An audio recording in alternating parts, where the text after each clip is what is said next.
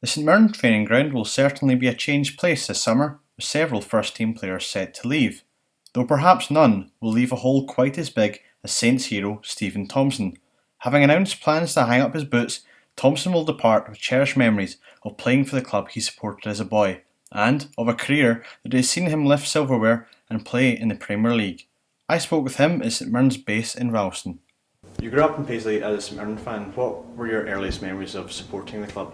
Well, my first game was the Scottish Cup final in 1987, and I don't remember much about it, to be fair. I remember being quite intimidated because I'd never been to a game. You're in amongst quite a large crowd, and I remember Dundee United scored, and we were all kind of like in shock, but it was offside. Then everybody's cheering. Didn't quite understand it, and then in my street where we grew up in Houston, Barry Lavetti, who's a St Mirren legend, lived in the house basically opposite, and we would be out in the park from ages kind of, I don't know, 9 years old until Barry eventually went first team, so probably about 15, 16.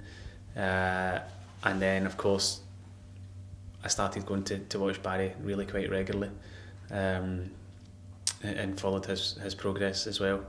So no, there was always a St Mirren connection. I was born in Paisley, and it's just stereotypical young fan, posters in the bedroom and scarves. And when I look back at old photos of me at my birthday parties, it's always like people had obviously always got me like a St Mirren strip or a St Mirren scarf, or draped in St Mirren clothes. I was brought up 100% a St Mirren supporter. So was it one of those clubs that you always dreamed to play for? Yeah, but not. I always wanted to finish my career at St Mirren. It was something that was in my head from an early point. But obviously, I went to Rangers and then had the opportunity to go down south, so I probably wasn't going to go to St Mirren instead of Cardiff. No disrespect, but towards the end of my career, when I signed for St Mirren, I was 32, and Derek McInnes was the manager at St Johnstone, and he'd been on to me to come up to St Johnstone, and I'd also had contact from Hibs to go there, but I'd made my mind up that I wanted to go back to St Mirren, and we are now living back in Houston, and my kids go to the same school that I went to, and so it's all worked out, perfectly. And you played at Dundee United and Rangers in the kind of early years of your career. Was that a good kind of learning curve for you? Certainly at Dundee United, yeah. I mean, I worked under an immense amount of unbelievably talented coaches. People like Gordon Wallace, Paul Sturrock, Paul Hegarty, Terry Butcher, Maurice Malpass, Tommy McLean, Alex Smith, Jockey Scott. There's probably a few I've missed out as well. So these are all guys who were fantastic players themselves, and certainly they got their pound of flesh out of us when we were kids, 16, 17 years old. I just remember being constantly back in the afternoons working on mostly linking the play, my linkage of the ball, which was obviously they saw as a weakness at the time, and it's not until you get a bit older and you look back and you go, so obviously laterally my career has been one of my strengths is linking the play and playing as a target man, but I probably wouldn't have been as good at it had I not had all this coaching off these guys. And at the time you're like, double session, why am I doing this? Link up play, boring. But then not until you get a bit more mature and older and realise that the time and effort that they put into you has helped shape your career. And someone you obviously played with at the Rangers was Alex Rae, who's now your manager. How is that kind of different in terms of a working relationship? Well, it's obviously very different, from a player to a manager. But yeah, different. Different, a new experience. Yeah, it's been an experience, and he's done well since he's come in terms of getting points on board for the team, and we're certainly miles away from going down now, and we could even possibly finish fifth. So I think it's commendable what he's achieved since he arrived. And when you moved to Burnley, they were maybe a surprise to get promoted to the Premier League. Yeah. How surprised were you at the time, and how was it to play in the Premier League? It was incredible. When I joined Burnley, we were kind of third bottom. I joined in the last day of the transfer window from Cardiff, and I thought, this is going to be quite tough. We could be fighting relegation in the Championship, and at that point in time, Burnley weren't a glamorous club to be going to in the Championship. They no real facilities. They do now because they've invested millions of pounds, but we just had a bunch of guys who all had peaked in terms of form, a squad who were full of confidence, and a manager who exuded confidence and who made you feel 10 foot tall. Owen Coyle, he was just he was a master at man management, an absolute master, which I think is vital in football. I think your relationships with your players and how you get the best out of them mentally is a massive thing in football, and he was incredible at it. So we went on this run, and it culminated in the final at Wembley, which I played in, which is just an unbelievable moment to play in a game, a one-off game that if you win, you're going to be a Premiership player the next year. It doesn't really come much bigger than that. So it was an amazing achievement, and then to play in the Premiership, I didn't start as many games as I would like, but the actual whole experience was awesome, and to score 4 goals in the Premiership as well was a dream come true, really. I was coming off the bench most weeks, but you don't mind coming off the bench when it's at Anfield or Stamford Bridge or Old Trafford. It's not quite the same as coming off the bench at Alloa. And you're talking about how the move to St Mirren came about in 2011. What did it mean for you as a fan to get a chance to play for the club? Yeah, it meant everything, and I think I've shown that over the period of time that I've been at the club. Obviously, the first 3 years I was here, where I couldn't have written them any better. To score 16 goals in 3 consecutive seasons, be the top scorer, and a lot of memorable goals, and of course to have such a pivotal role in the semi-final and the final of the cup run is something that I'll treasure and possibly treasure more than anything else in my career, because it meant so much, and still does. The last 2 years haven't been great, but I've remained incredibly professional, and I've not missed a day's training this year. And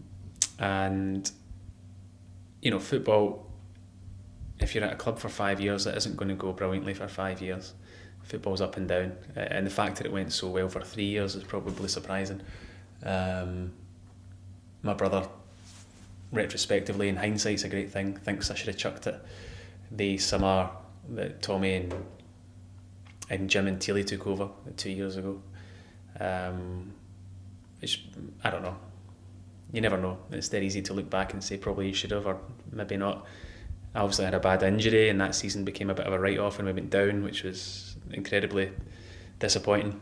And then this year hasn't quite happened to me. It happened for me for whatever reason. And that's been part of the decision that I've made to retire. And give you more extra motivation maybe to carry on and to play well here, because you know what the fans are going through in the stands? Yeah, I mean, it's I obviously know an awful lot of St Mirren fans from living in the area, and they've been pretty downbeat now for a couple of years, and rightly so. The product on the pitch hasn't been good enough, and it's difficult to go along and watch when things aren't going well.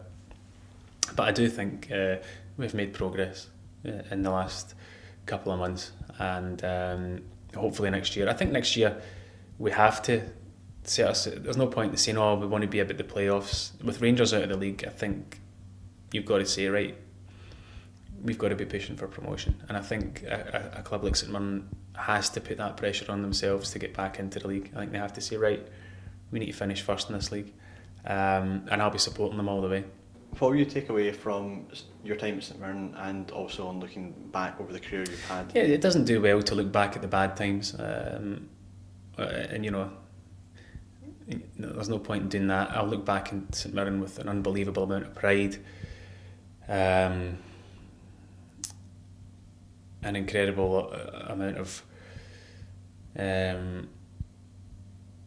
gratitude to the club and the supporters, and I'll concentrate on the positive side of things, which is the best thing to do.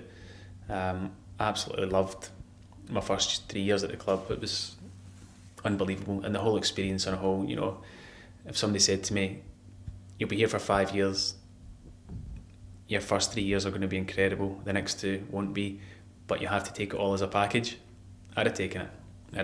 And yeah, it's incredible. I just wish my wee boy had been a touch older to see me in the first 3 years, because at this moment in time he's absolutely fascinated by football and loves it. You know, but you know, I've been sitting on the bench for probably 2 years now, and he's not managed to see me when I was probably at my best, and I would love for him to have seen that. But I can bore him with the DVDs when he's a bit older. And possibly another Thompson in the side one day. Well, he's in at St Mirren Academy, and he's certainly a very talented young man. But that'll be entirely up to him. I'm certainly not going to push him anyway. I'm not going to be that dad, so I'll guide him, and hopefully he'll do well. And in terms of yourself, what does the future hold for you? You've obviously done media work, but is coaching something that would appeal to you either? I thought it was, and I would never rule it out. You know, I did my badges, my UEFA B licence and my UEFA A licence. I did them 3 years ago now, and at the time I thought, this is the path I think I want to go down. I've changed my mind, and I think, you know, the obvious career path for me would be to go down the media route. I really enjoy it. I get a buzz off of it.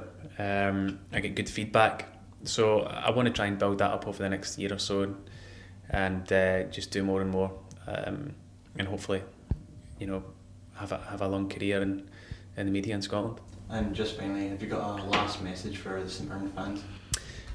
Well, yeah, just basically thank you for all the support that you gave me, for sharing the memories and the last minute overhead kicks and the last minute goals at Ibrox, and obviously the final itself and the semi-final.